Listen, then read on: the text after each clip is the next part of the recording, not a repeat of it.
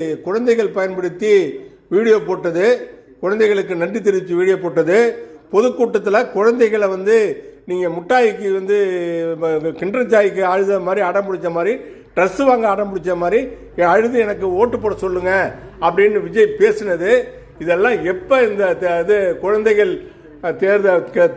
குழந்தைகள் நல வாரியம் கண்டிச்சிருக்கணும்னா அவர் கூட்டத்தில் பேசின அன்னைக்கே கண்டிச்சிருக்கணும். இது பேசி எத்தனை நாள் ஆகுதுங்க? 21ஆம் தேதி பேசினது, இன்னைக்கு தேதி என்ன ஆகுது? 6-7 நாள் கழிச்சு இன்னைக்கு அதுக்கு ஒரு நோட்டீஸ் கொடுத்துரும். இதனால் என்ன பிரயோஜனம்? எத்தனை குழந்தைகள் என்னென்ன பாடுபடுத்திருக்கு உங்கள் பெற்றோர்களை? நீங்கள் எல்லாம் நான் இந்த குழந்தைகள் ஆணையத்தை பற்றி ஒரு வீடியோ போடலான்னு இருந்தேன். தேசிய குழந்தைகள் ஆணையம் என்ன செய்துட்டு இருந்தீங்க? இதை இந்த கவனத்துக்கு வரலையா? சமூக வலைதளத்துலாம் கண்டனம் ஆயிடுச்சு. காவல் நிலையத்திலே புகார் கொடுக்குற அளவுக்கு ஒருத்தர் புகார் கொடுத்துருக்காரு. அப்படி கொடுத்த நிலையிலையும் நீங்கள் எந்த நடவடிக்கையும் எடுக்காமல் இன்னமும் மயில் இறகால வருடி விடுற மாதிரி பேசினதுக்கு என்ன நடவடிக்கை எடுக்க போறீங்க? அதுக்கு நடவடிக்கை உண்டா இல்லையா? அதை விட்டுட்டு மயில் இறகால வரைவுற மாதிரி இது மாதிரி நீங்கள் இப்போ குழந்தைகள் வச்செல்லாம் நீங்கள் வீடியோ போடாதீங்க, காணொலி போடாதீங்கன்னு நீங்கள் இப்போ சொல்லிட்டு லேசாக ஒரே வார்த்தையில் மன்னிப்பு கேட்டுருங்க.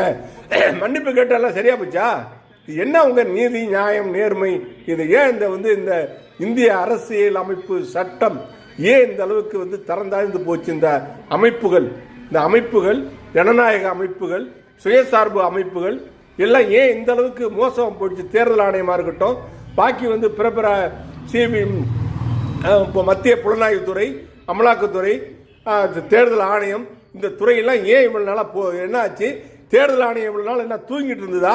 தேர்தல் ஆணையத்துக்கு தெரியுமா தெரியாதா? தேர்தல் ஆணையம் தானே சட்டம் போட்டிருக்கு. இந்த தேர்தல் ஆணையத்தை இது மாதிரி பேசியிருக்காரு, தெரியுமா தெரியாதா? ஒரு நோட்டீஸ் விநியோகம் பண்ணிருக்காங்களா? ஏதாவது கூப்பிட்டு கேட்டிருக்காங்களா?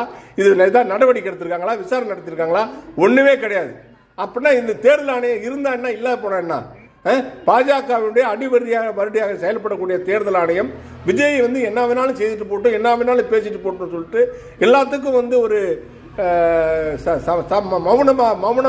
மௌனமா இருக்கிறது என்ன? எதுக்கு என்ன அர்த்தம்? இதுக்கு சட்டம் இல்லையா?